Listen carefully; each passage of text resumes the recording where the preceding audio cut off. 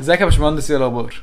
بعد ما خدنا مقدمة عن لغات البرمجة وازاي الكمبيوتر اصلا بيشتغل وبيتعامل مع اللغات، وفهمنا بنسبة كبيرة مجالات البرمجة وازاي هتقدر تتعلمها. خلونا نبدأ بأول خطوة في عالم البرمجة بالنسبة لك، وهي أول برنامج هتبدأ تعمله. احنا هنتعلم لغة اسمها السي بلس بلس. اللغة دي من أشهر اللغات اللي موجودة في تأسيس البرمجة. طب اشمعنى اللغة دي؟ ليه بنتعلم دي بالذات؟ هقول لك سببين. أول سبب إن اللغة دي موجودة في كل الجامعات تقريبا، أو أغلب الجامعات يا بيستخدموا سي بلس بلس يا بيستخدموا جافا في التأسيس، لأن سي بلس بلس من اللغات القديمة شوية اللي كتابتها محتاج تكتب كل حاجة بإيدك. يعني لغة مثلا زي بايثون، اللغة دي جديدة نسبيا وسهلة في كتابتها، وفي حاجات كتيرة فيها جاهزة. يعني حاجة زي هندلة الميموري اللي هندرسها دي، البايثون هو معمولة اوتوماتيك فيه، انت مش محتاج تظبطها بنفسك. لكن في سي بلس بلس كل حاجة محتاجين نظبطها بنفسنا، وده بيعلمنا اكتر ازاي نتعامل مع الكمبيوتر والميموري وكده. فدي مقدمة سريعة عن اشمعنى السي بلس بلس. احنا زي ما قلت لك في الفيديو اللي قبل اللي فات ان الكودينج عبارة عن جروب اوف ستيبس او اوامر بنبدأ نكتبها للكمبيوتر. فاحنا بنكتب الكود في مكان بيكون مجموعة من الاسطر اللي مكتوبة بطريقة معينة، وفي مكان تاني بيظهر عندنا الاوتبوت والانبوت. الاوتبوت والانبوت يعني ايه اوتبوت وانبوت؟ يعني انا لو مظبط الكود بتاعي ان هيظهر للمستخدم كلام معين، فهو في المكان التاني دوت هيبدأ يظهر له الكلام دوت. طب انا عايز يتاخد منه كلام، مثلا دخل لي سنك، في نفس المكان هيدخل سنه، وبعد كده يظهر له حاجة يدخل له سنه. بمجرد ما انا ادوس على زرار اسمه رن، فانا ما ينفعش اعدل في الكود، هو دلوقتي البرنامج شغال والمستخدم هيبدأ يستخدمه. فبمجرد ما البرنامج يشتغل، انت مثلا هتظهر لليوزر حاجة، بعد كده هتطلب منه يدخل حاجة، بعد كده هيظهر له حاجة. فكل ده بتتعامل مع اليوزر، او اليوزر هو المستخدم، فالمستخدم بيستخدم برنامجك. حبينا نعدل حاجة، بنبدأ بقى نعدل دوت وندوس على ران تاني او تشغيل، فالبرنامج بيبدأ يشتغل. كفاية كده كلام نظري، اتكلمنا نظري كتير، تعال نطبق بايدينا. طيب هنطبق على برنامج ايه؟ هنطبق على برنامج خلينا نحكي في القصة ديت شوية. دلوقتي في اشهر برنامجين. برنامج اسمه فيجوال ستوديو كود ستوديو. طب خليني اكتبها لك عشان برضو لو هتنزلها. فيجوال ستوديو كود. طيب دول اشهر برنامجين بنقدر نستخدمهم ان احنا نكتب كود على سي بلس بلس. السي لاين ده بفلوس مش ببلاش، فعشان كده تقدر تحصل عليه ببلاش عن طريق الايميل الجامعي اللي هتاخده في الجامعة. بس في الاغلب فيجوال ستوديو كود بيكون ممتاز يعني، وبنقدر نكتب فيه اي لغة برمجة عايزينها. هنستخدم ده ولا دوت في الكورس بتاعنا النهاردة؟ هنستخدم ولا ده ولا ده، مش هنستخدم الاتنين. امال هنستخدم ايه؟ هنستخدم اونلاين كومبايلر. يعني ايه اونلاين كومبايلر؟ يعني برنامج او موقع اونلاين بنكتب فيه الكود وبنقدر نعمل رن للكود وبيشتغل. اشمعنى؟ اولا علشان في ناس كتيرة داخلة الكورس اجهزتها ضعيفة جدا، فممكن برنامج زي فيجوال ستوديو كود ما يكونش اسرع حاجة. مع ان بصراحة البرمجة عامة في ويب بدايتها بالذات مش محتاجة جهاز قوي. يعني البرمجة عامة غير لما توصل لمرحلة انك بتعمل مثلا بوتس ذكاء اصطناعي وارتفيشال انتليجنس وكده، او بتعمل حاجات لها علاقة بالماشين ليرنينج، ساعتها هتحتاج جهاز قوي. غير كده انت مش محتاج حاجة، انت بترن الكود. دي اول حاجة. تاني حاجة، في ناس في الكورس معاها مش عندها اجهزة لابتوب او كمبيوتر، فبرضو الموقع هيقدر يشتغل على تابلت مفيش مشكلة. بس انا ما برشحش حد يتعلم برمجة على تابلت عامة. فهي هتدينا نفس النتيجة طول ما احنا لسه في الاساسيات، بس بعد ما توصل للمستوى الادفانسد لازم تبدأ تشتغل على برنامج من الاتنين دول. بس احنا في الكورس ده هنشتغل على الاونلاين كومبايلر.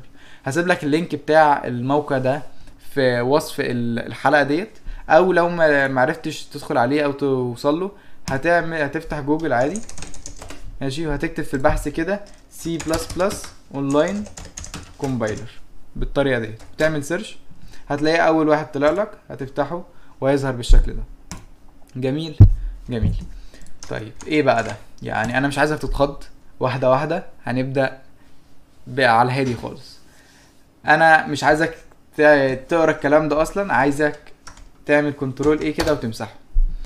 بس هتعمل كده لما تيجي تكتب الكود بتاعك، انا خليه وهشرحه لك وهنمسحه ونكتبه مع بعض تاني.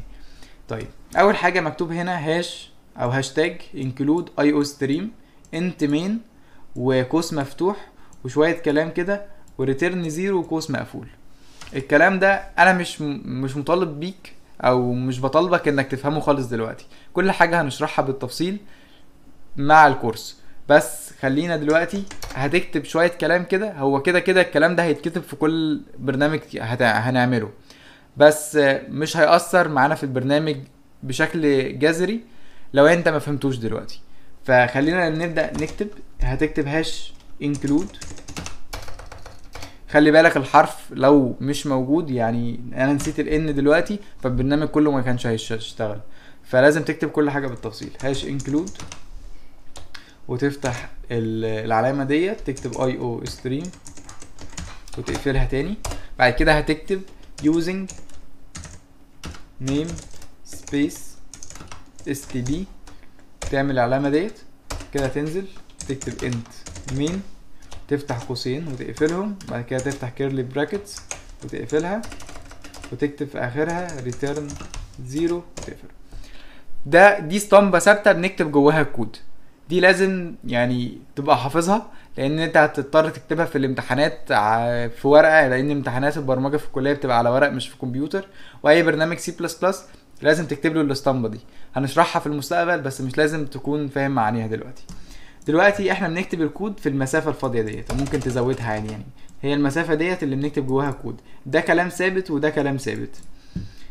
فهنكتب هنا، خلي بالك في شوية حاجات، دي مثلا ده قوس مفتوح عادي، قوس اللولبي ما اعرفش اسمه ايه بصراحة بالعربي بس بنسميه كيرلي براكتس.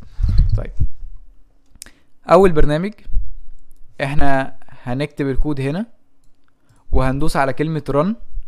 الكود او البرنامج هيشتغل في الجزء اللي هنا، يعني ده الانبوت او ده الكود بتاعي وده الاوتبوت او البرنامج اللي هيطلع للمستخدم ويبدأ يتعامل معاه. عشان كده الشاشة متقسمة نصين، النص اللي على اليمين والنص اللي على الشمال.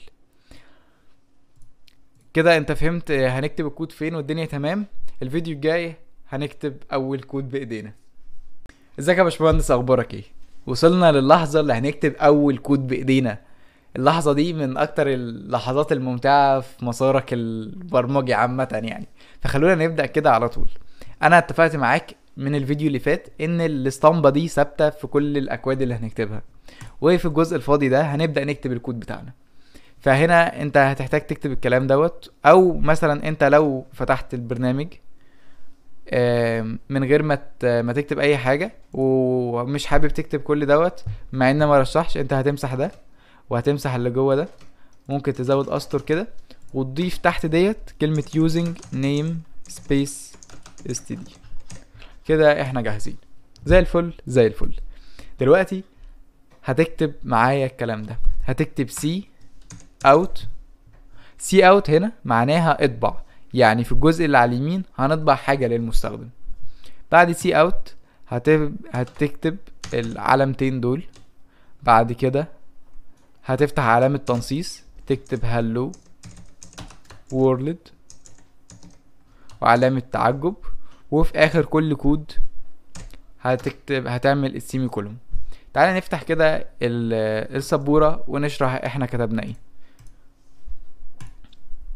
طيب عندنا كود في السي بلس بلس اللي هو اول كود خالص. الكود ده مهمته ان هو يعرض كلام على الشاشة. الكود ده عبارة عن سي اوت او اسمه سي اوت. انا بقول له سي اوت يعني اطبع اللي انا هقوله لك دلوقتي، فانا بفتح له القوسين دول كده بالشكل دوت، فانا بقول له اللي بعد القوسين ده هيطبع. انا لو هطبع اي كلام فبحطه ما بين علامتين تنصيص وبكتب هنا الكلام اللي عايزه يطبعه hello world. بعد كده بقى في العلامتين التنصيص اي سطر كود جوه السي بلس بلس هنكتبه لازم في نهايته احط سيمي كولوم اللي هي العلامة دي، هتلاقيها في الكيبورد عندك جنب حرف ال. العلامة دي لو نسيتها في اي سطر كود بتكتبه الكود مش هيشتغل. فكده كده العلامة ديت هي ثابتة معانا طول ما احنا بنتعلم السي بلس بلس. دي بتتكتب في نهاية كل سطر كود في الكود كله. فايه ده معنى الكود او معنى السطر ده ايه؟ اطبع لي الكلام اللي هو هيكون بعد العلامة ديت اللي هو الكلام دوت. وزي ما قلت لك طالما الكلام ما بين علامتين تنصيص او اي كلام بنكتبه مليان حروف بتبقى ما بين علامتين تنصيص. طيب لو قلت له دوست على رن ايه اللي هيحصل دلوقتي؟ هنستنى شوية. هو كمان من عيوب الاونلاين كومبايلر ان هو محتاج نت. طبع لي كلمة هلو وورلد وبعد كده بيقول لي تم الكود اشتغل بنجاح يعني. طيب انا لو كتبت هنا بدل هلو وورلد هكتب هنا ديفيد ودوست رن، طبع لي كلمة ديفيد. لو بدل كلمة ديفيد اللي هنا برضو ما بين علامتين تنصيص هكتب فيرست بروجرام in C++ ودوست رن، هيطبع لي نفس الكلام اللي انا كتبته. فهو بيطبع على الشاشة الكلام اللي موجود هنا. طيب انا لو غلطت مثلا وبدل ما كتبت سي اوت كتبت سي او تي ونسيت اليو اللي في النص، ايه اللي هيحصل؟ هاجي اعمل رن. فاكر اللي قلته لك في اول سيشن الايرور. هو مفيش حاجة في اللغة اسمها كوت او سي او تي، هو مش فاهمها فقال لك في ايرور. طب الايرور فين ده يا باشمهندس؟ عندك الايرور في السطر رقم 7. فنبص كده ادي 1 2 مش عارف كام 7 يبقى في غلطة هنا. ايه الغلطة؟ ان انا مش كاتب سي اوت صح، سي او يو تي. عدلتها ودوست ران تاني اشتغل. فجمال البرمجة في كده. الموضوع ممتع وكل شوية هتلاقي ان في ايرور طلع لك، في غلطة انت عملتها ترجع تصلحها. طيب انا عايزك تعمل برنامج بيكتب لي ديفيد في سطر او بيكتب لي اسمك الاول في سطر واسم باباك في سطر تحتيه. ده هتعمله ازاي؟ احنا لو عملنا كده انتر وعملنا سي اوت وكتبت مثلا second line يعني تاني سطر وعملت سيمي كولون وكاتب الكود زي الفل ودوست رن، بص المفاجأة، كتب لي كل ده في نفس السطر. كتب لي فيرست بروجرام ان سي بلس بلس سكند لاين، مع ان ده انا كاتبه في سطر تحتيه. الكود الاتنين طلعوا جنب بعض. ده ليه؟ ده لان هو مش بيشوف انك نزلت اسطر في البرنامج او في الكود. انت لو عايزه يكتب حاجة في سطر تحتيه انت لازم تقول له حطها في سطر تحتيه. طب ده هنقول له ازاي؟ في كود او جزء هنتعلمه دلوقتي ما معناه ضيف سطر او انزل سطر في الكلام اللي جاي. طيب هنكتب ايه؟ تقدر تحط علامتين هنا كمان وتكتب كده end line او ENDL، دي اختصار ل end line، معناه ان دي نهاية السطر دوت واي حاجة هكتبها بعد كده تبقى من بداية سطر جديد. فبالتالي لو دوست على ران كده بالفعل هو كده كتب الكلام دوت وكده انهى السطر، وبعد كده بدأ سطر جديد في السطر اللي بعديه اللي انا كتبته. طيب في حاجة تانية غير اند لاين ممكن تعمل نفس النتيجة؟ في لو لغينا ده كده وبعدين حطيت باك سلاش حرف الان هيعمل نفس النتيجة اللي هو قوس العلامة ديت وبعديه حرف الان. ده برضو معناه نيو لاين، يعني هتضيف لي سطر جديد في الكلام اللي جاي. لو دوست رن هيديني نفس النتيجة، ده اتكتب على سطر وده اتكتب على سطر تاني. طيب انا لو كل حاجة لازم افضل اعمل سطر واكتب نفس الكلام سي اوت، حتى انا اتلخبطت اهو سي اوت وهنكتب شوية كلام كده ونقفلها بعد كده اكتب سي اوت وشوية كلام وفي نهاية كل سطر هكتب نيورون. مفيش حاجة تنجز يعني. ده كده انا ممكن كل شوية اكتب سي اوت سي اوت سي اوت اتلخبط. فقال لك في حاجة تنجز. بعد ما تكتب الكلام بتاعك حابب تضيف حاجة تانية بعد سطر هتكتب عادي باك سلاش ان هنا او نيو لاين. بعد كده هتعمل العلامتين دول وتكتب الكلام اللي انت عايز تكمله ما بين علامتين تنصيص. هنكتب هنا سكند، او نكتب حاجة تانية، نكتب يوتيوب مثلا، وبعد كده علامتين كده نكتب اند لاين اللي هو سطر جديد، بعد كده علامتين نكتب في غلطة هنا، خلي بالك. شايف انا كل ده كاتبه ما بين العلامتين التنصيص. علامتين التنصيص دول جوه الكلام اللي انا عايز اكتبه بس، يعني دي تتفتح كده وتتقفل هنا، ومفيش واحدة هنا. شايف؟ واخد بالك من اللي حصل؟ انا الكلام بتاعي جوه علامتين التنصيص، بعد كده نكتب الشرطتين دول او العلامتين دول، بعد كده الكلام اللي عايز اكمله، بعد كده سطر جديد، بعد كده ممكن اكمل كلام تاني عايز اكمله زي فيسبوك مثلا، فيسبوك مثلا كده. كده معنى الكود ده ايه؟ من غير ما ادوس رن تتوقع ايه اللي هيطلع لك؟ لا انا عايزك تفكر، فكر كده. فكرت؟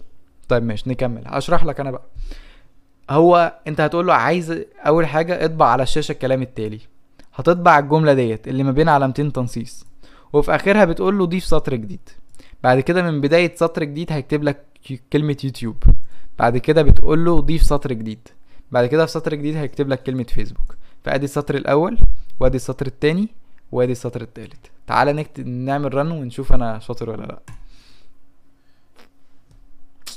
بالظبط ده اللي حصل، كتب السطر بعد كده ضاف سطر جديد وكتب سطر. فهو في طريقتين عشان تضيف سطر جديد. الطريقه الاولى عن طريق باك سلاش ان اللي هو نيو لاين، ودي بتتكتب جوه علامتين التنصيص، او طريقه اند لاين اللي هو اندل، ودي بتتكتب ما بين العلامتين دول، وبتكتب العلامتين دول لو حابب تضيف بقى حاجه جديده، وبعد كده علامتين دول لو حابب تضيف حاجه جديده، وهكذا يعني. طب انا لو دلوقتي كتبت كلمه انستجرام مثلا، ما هو ده اللي باين، ايه اللي هيحصل؟ هل هيكتبها في سطر جديد؟ تعالى ندوس ران كده ونشوف. هو كتبها جنب فيسبوك، حتى مفيش مسافة ما بينهم، لان هنا مفيش اند لاين او باك سلاش ان او علامة كلام يقول لي انا عايزه في سطر جديد. عشان اخليه في سطر جديد محتاج ازود 2 كده واكتب مثلا هنا اند لاين. بالطريقة ديت هو هيضيف سطر. او الطريقة التانية اني اجي بعد فيسبوك كده، معلش البتاع، اجي بعد فيسبوك كده واعمل كده نيو لاين، بالتالي هيضيف لي سطر جديد ساعتها. بالظبط كده. او ممكن هنا مثلا اضيف مسافات بحيث يبقى فيه مسافة ما بين كلمة فيسبوك وما بين كلمة انستجرام، فتقدر تظبطها لوحدك. طيب ايه المطلوب منك دلوقتي؟ تروح تفتح الموقع ده اللي هو الاونلاين كومبايلر بتاع سي بلس بلس، وتعمل لي برنامج بيكتب في اول سطر اسمك، وفي تاني سطر اسم والدك، وفي تالت سطر انت عندك كام سنة.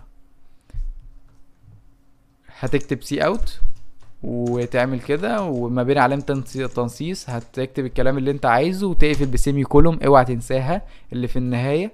بعد كده تعمل نيو لاين وتبدأ تكتب اللي بعدها بالترتيب. دي كانت كل حاجة بالنسبة للفيديو ده، اشوفكم ان شاء الله في الفيديو الجاي. سلام. ازيك يا باشمهندس؟ ايه الاخبار؟ عامل ايه؟ دلوقتي اتمنى تكون حليت التاسك بتاعك بشكل سليم.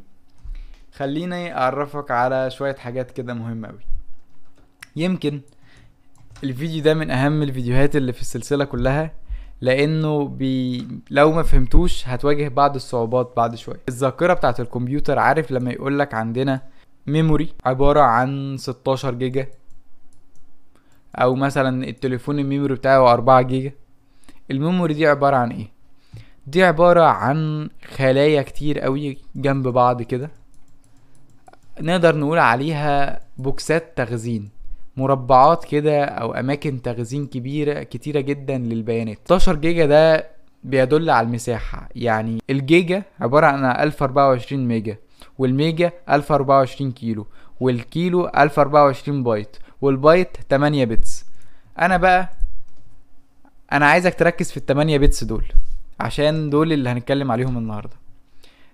دلوقتي انت علشان تخزن حاجة جوه الكمبيوتر، فهي اللي هتروح لل8 بتس دول وتبدأ تتخزن جواهم واحدة واحدة.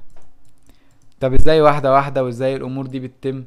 بس هقولك دلوقتي، بس خلي عندك معلومة ان ذاكرة الكمبيوتر عبارة عن مربعات بنبدأ نخزن فيها البيانات واحدة واحدة، وكل مربع ده ليه كود او رمز ليه، يعني نقدر نرتبهم من المربع دوت في الكمبيوتر اسمه رقم 1، والمربع ده في الكمبيوتر رقم 2، وده رقم 3، وهكذا. دلوقتي انا معايا مربع، المربع ده عايز احط فيه بيانات. هل انا ينفع اروح للمربع ده واحط فيه اي حاجة نفسي فيها؟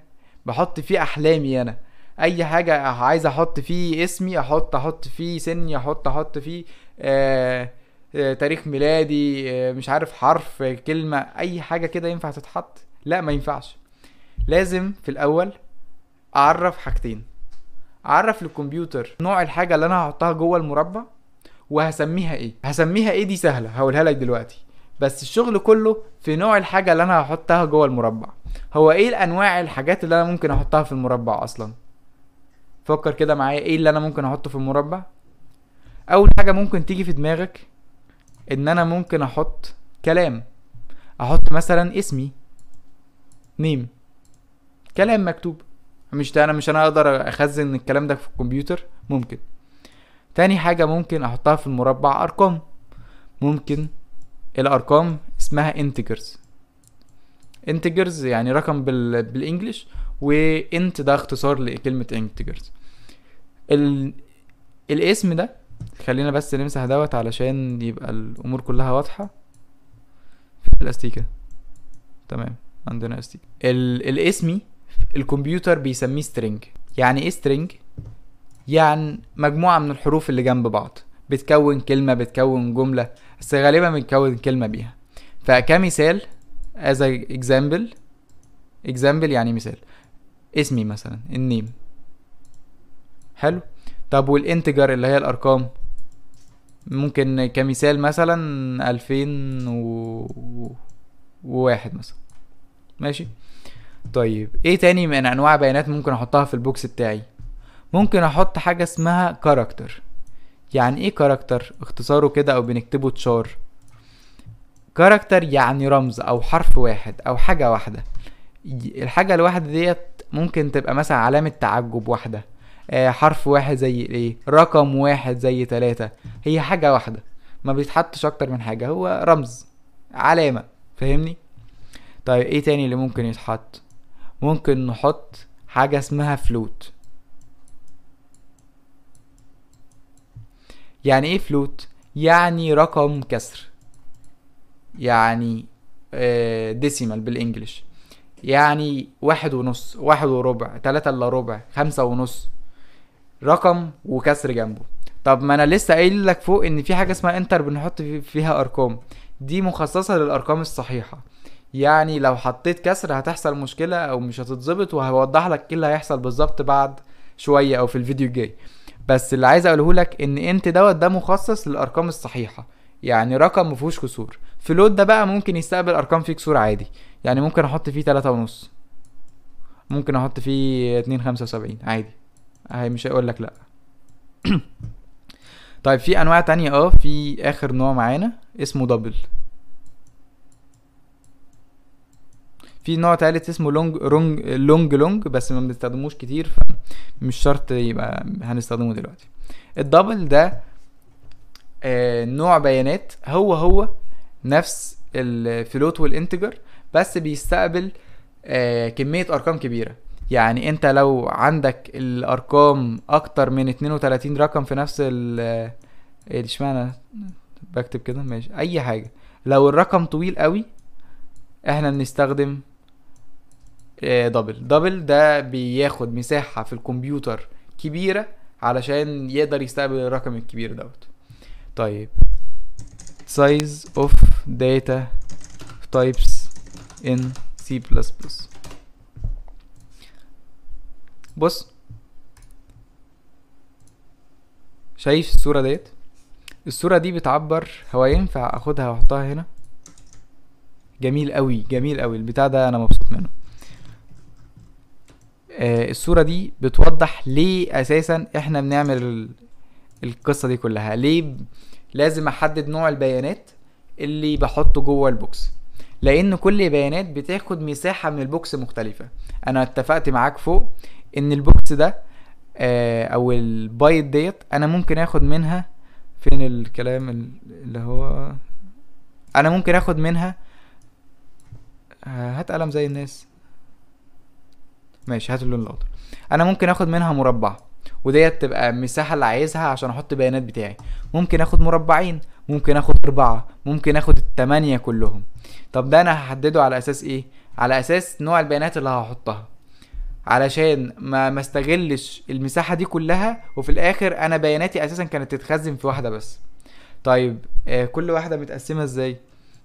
عندك التشار هي بتاخد بايت واحدة بس، يعني هي مش محتاجة غير مكان واحد يتخزن فيه. عندك الشورت انت بس ده مش بنستخدمه فمش محتاج تكون عارفه. الانتجر بياخد 2. عندك الفلوت اللي هو بياخد ديسيمال ده بياخد 4. الدبل بياخد 8 عشان نملى ده كله. اللونج دبل ده بياخد 10. الفويد والاي نم برضو انت مش محتاج تكون عارفهم دلوقتي.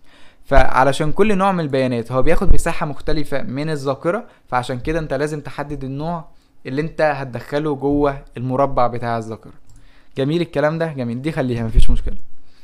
طيب انا قلت لك في اول الفيديو ان عشان ندخل حاجة جوه المربع محتاجين نحدد حاجتين. الحاجة الاولى هي نوع الحاجة اللي هحطها واسمها هسميها ايه. فانا علشان احط حاجة جوه المربع دوت او احط حاجة جوه الذاكرة واخزنها عندي، اول حاجة انا مثلا هحط سني، فانا هكتب كده انت. ليه كتبت انت؟ لان سني ده عبارة عن ارقام، وانا مش هيبقى سني مثلا هذا هو الذي سوف يذهب الى مش عارف ايه، هي عبارة عن رقم 10 20 2000، هو رقم. فبالتالي استخدمت انت اللي ما بيستقبلش غير ارقام. هو الانت دوت لو جربت تحط فيه حاجة تانية غير الارقام مش هيشتغل، فهو انت. بعد كده هسميه ايه الانت؟ انا دلوقتي حددت ان ده هيتحط جوه رقم. الرقم ده بيعبر عن ايه؟ بيعبر عن الايدج. ايدج يعني عمر بالانجليزي. فانا كده قلت للكمبيوتر ان الجزء ده من الذاكرة هحط جواه رقم، والرقم ده بيعبر عن سني. بعد كده اقفل بالسيمي كولوم بتاعتنا. لازم تكون فاهم الكلام ده كويس قوي، لان احنا طول ما احنا شغالين هنفضل نستخدمه على طول. فلو انت شايف انك ملقلق فيها نص نص ارجع اتفرج على الفيديو تاني. بس الجزء ده من اهم الاجزاء اللي لازم تدركها. الذاكرة بنحدد لها حاجتين: نوع البيانات اللي هنخزنها جواها، وهنسمي البيانات دي ايه. لو انا مثلا عايز اخزن اسمي هكتب كده string، لان اسمي ده عبارة عن شوية حروف، وهكتب كده مثلا name. لو انا هخزن مثلا ايه مثلا عدد المشتركين مثلا، هكتب كده int، لان عدد المشتركين ده عبارة عن ارقام، وهكتب كده هسميهم subscribers. فكده الكمبيوتر عارف ان المساحة اللي انا هاخدها من الذاكرة دي هحط جواها رقم، والرقم ده بيعبر عن ايه؟ عن السبسكرايبر بالظبط. طيب في نوع اخير محتاج تكون عارفه وهنستخدمه اكيد يعني، بس هو يمكن ما يكونش مفهوم قوي في الاول، بس هو بسيط جدا جدا يعني. النوع ده اسمه بوليان، بنختصره بكلمة بول. بول ده او البوليان ده هو نسخة من الباينري. عارف الباينري؟ فاكرها اللي انا اتكلمت عليها في اول فيديو، اللي هي الماشين لانجوج، اللغة اللي الكمبيوتر بيتعامل بيها. اللغة ديت عبارة عن ايه؟ حرفين او رقمين، 0 و1. وعشان كده البوليان ده عبارة عن يا 0 يا 1، ما بيقبلش غير كده. هنستخدمه ازاي وفين وكده ده هنعرفه الفيديوهات الجاية. بس محتاج تكون عارف بس ان في نوع بيانات اسمه بول او بوليان بنخزن فيه يا 0 يا 1، وبنستخدمهم بطريقة معينة. يعني انا لو كتبت كده بول، خلينا نمسك بقى الاخضر بتاعنا الجميل، كتبت كده بول وسميته مثلا ديفيد مثلا، اي حاجة. ده المسمى دوت انت بتسميه على حسب الحاجة، يعني ده بيعبر عن ايه اللي انت هتاخده. ده ما ينفعش تحط جواه غير يا 1 يا 0 بس. وال1 بيعبر عن حاجة، والزيرو بيعبر عن حاجة. ال1 بيعبر عن true يعني صح، والزيرو بيعبر عن false يعني غلط. بالظبط كده. ده بالنسبة للفيديو ده. ان شاء الله الفيديو الجاي هقول لك بالظبط ازاي هنبدأ نطبق ونستخدم كل البيانات ديت جوه السي بلس بلس ونكتب الكود بنفسنا. بس كده، اشوفك الفيديو الجاي. سلام. عشان تكمل محتوى الكورس دلوقتي موجود على منصة يوديمي. طب تشترك فيه ازاي؟ هتلاقي في الديسكريبشن كذا لينك. اول لينك الواتساب بتاعنا، تقدر تدخل تسألنا في اي استفسارات عايز تسألها عن الكورس قبل ما تشترك فيه. تاني لينك هو لينك جوجل فورم، تقدر من خلالها تملى بياناتك وتدفع وتدخل الكورس على طول. ولكن لينك جوجل فورم مش هيشتغل غير بكوبون الخصم اللي موجود قدامك YT100 عشان تقدر تاخد الاسعار اللي جوه الفورم. بمجرد ما انت تملى الفورم هتلاقي في مسج اتبعت لك على الواتساب عن بلينك الكورس والكوبون وازاي تفتحه وجروبات المتابعة وازاي تستلم شهادتك بعد ما تخلص الكورس، ورقم 24 ساعة في اليوم تقدر تسأله في اي اسئلة تقنية، وتبدأ رحلتك معانا في كورس اساسيات البرمجة. بالتوفيق دايما.